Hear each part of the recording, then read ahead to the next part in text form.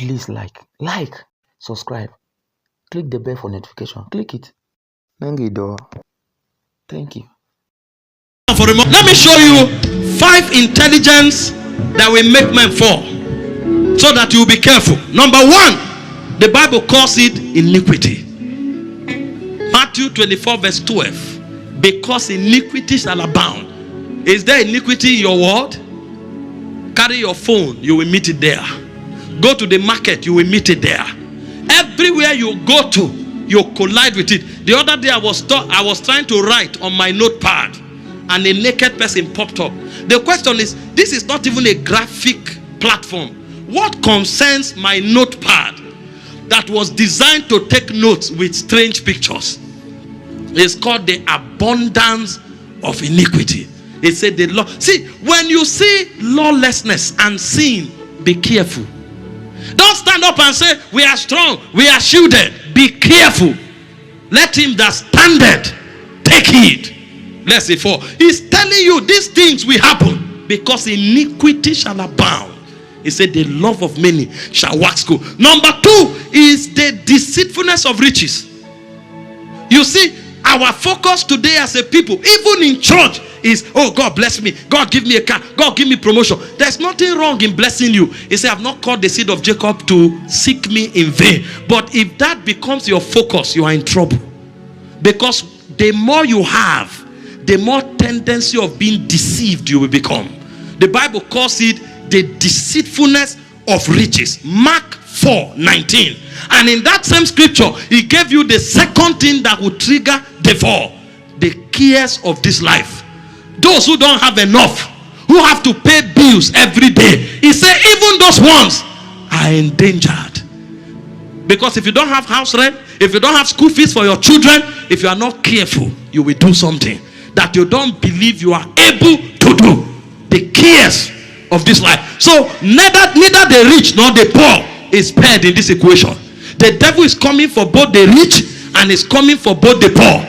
The one that has, there is deception in riches. The one that is poor, there are cares. All of that is done to buffet his soul. And then he went further to tell us the 4th thing that makes for falling away. He said is the love for this world. 1 John chapter 2 from verse 15 to verse 17. He said, love not the world, neither the things that are in the world. He said, they that love the world, the love of the Father, he didn't say shall be taken from them. He said it's not in them. He now said, what is in the world? The lust of the flesh, the lust of the eyes, and the pride of life. Hear this. If you want to serve God in the last day, be careful what you desire. You must be spiritual enough to censor your desires.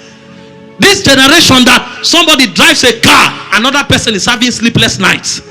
Somebody wears a ring, another person is going to do everything to wear the same ring. Be careful what you desire, because the devil will route every pathway to make sure that you and I fall away.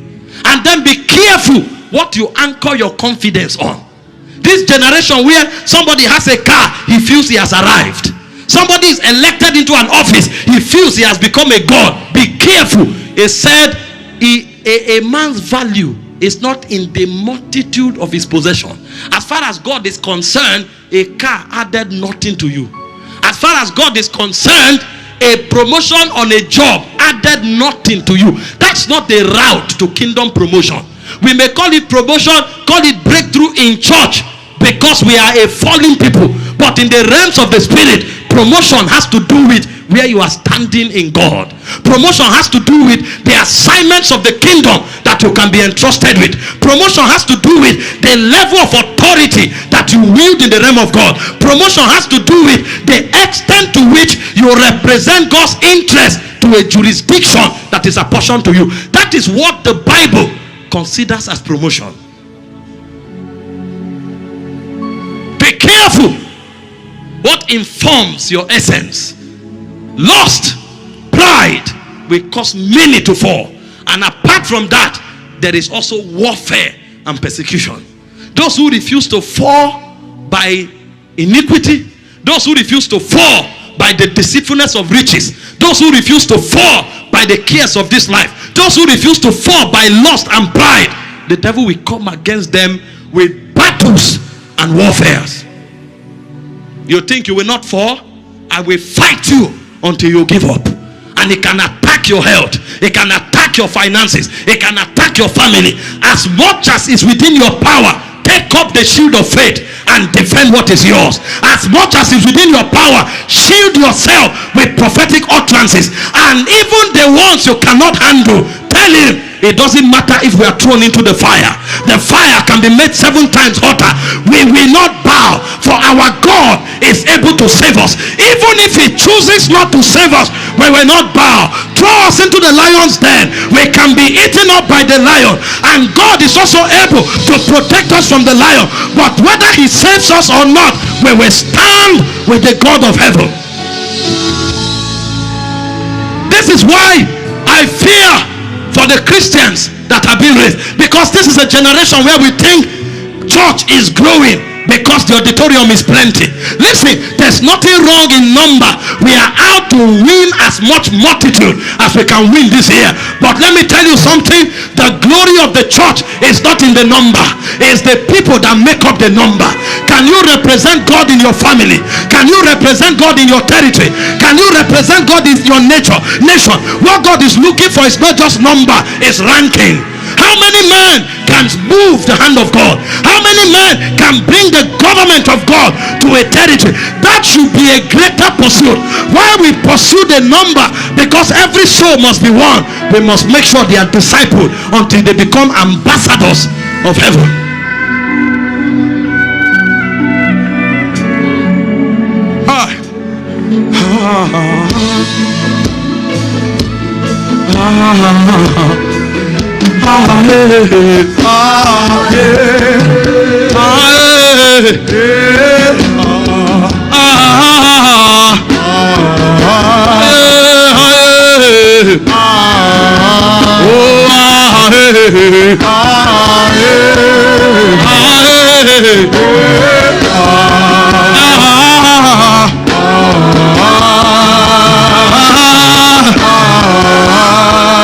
You know what Jesus said in John 16:33? He said, in this world you will have tribulation. He said, but be of good cheer.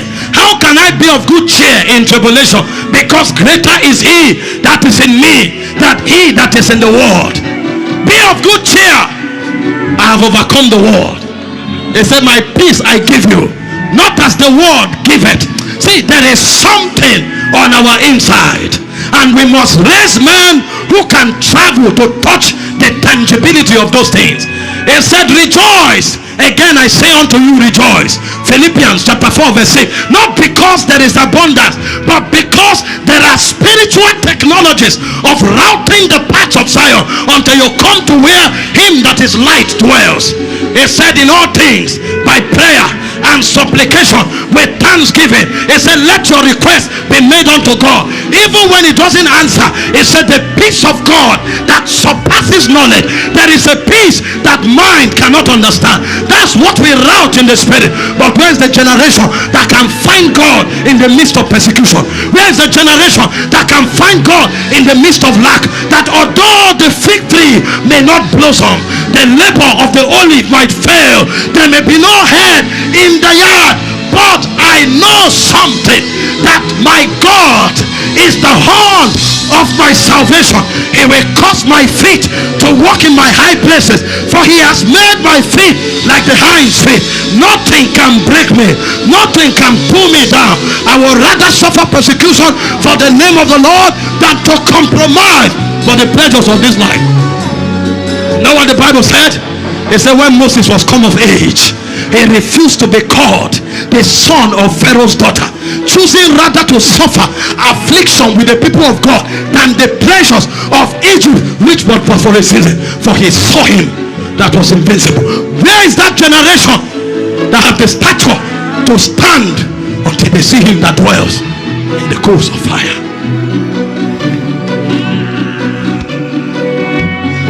There's a program.